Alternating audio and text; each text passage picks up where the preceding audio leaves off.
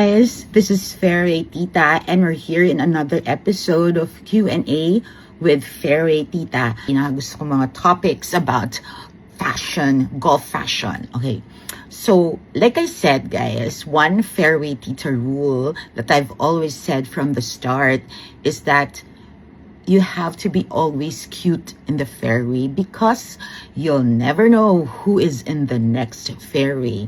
Baka si Derek Ramsey or baka yung mga cute boys na nakilala natin sa Manila Southwoods. So kailangan parating mga pretty at cute ang mga titas. Diba? Dapat hindi tayo mukhang mga tita pag nasa fairway. So ang aking 3 non-negotiable is sa cute shoes, cute golf shoes, at kailangan terno-terno guys. Mahilig ako mag-terno-terno ng lahat ng bagay. So first of all, I like na my outfit matches my shoes and my hat or my headgear. So headgear na cute, and I usually prefer, I love to buy mga headgears na very with funny statements like yung mga sinusuot kong mga hats, favorite ko, and I always like buy those things because they're funny and parang it shows my personality that I'm very funny. I have that parang good vibes personality. So even my headgear guys, parang I make it a point to parang choose also those cute headgear caps na merong mga cute na mga funny quotes or funny sayings. And also of course dapat cute ang ating outfit, diba?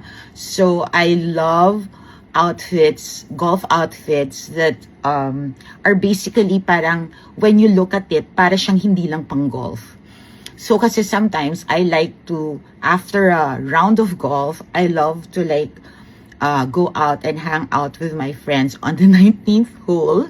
Magkachismisan kami and magkukwentuhan. And sometimes also, like I go to a meeting after a golf game. So I like outfits that are very, if yung super nagmamadali na ako, I have no time, I'll be late for the next meeting, that I could wear it and it still can pass off for a meeting.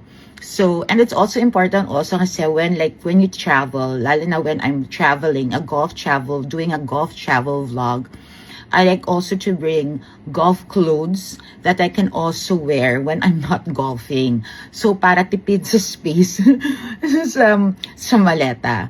So, for me, it's value for your money if it's like that. Kasi, you don't just buy golf clothes that are just for golf. You can use that clothes for weekends. So, sulat siya for the amount you paid for that, for the clothes. But yan nga, very dapat cute and stylish, and syempre important na it, because I'm a tita, I have a tita body, so there are certain things that I cannot wear, or even if I want to wear, it's not nice naman if I wear it.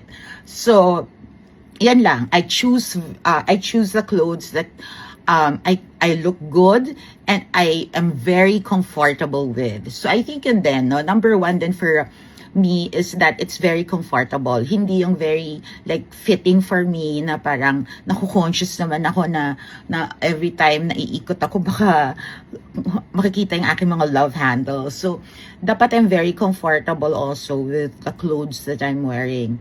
So, yun. And of course, dapat terno ang aking golf shoes sa aking outfit at sa aking headgear. So, usong-uso sa mga titas yang mga dapat terno-terno. I think that's a very tita character na dapat terno-terno lahat. Even actually my bag that I bring to the golf course, nandun yung mga cellphones ko, ganyan. I also like to pair it to coordinate it with my outfit. So, parang, ang cute, diba? So, that is the 3 non-negotiable things for me for a golf outfit.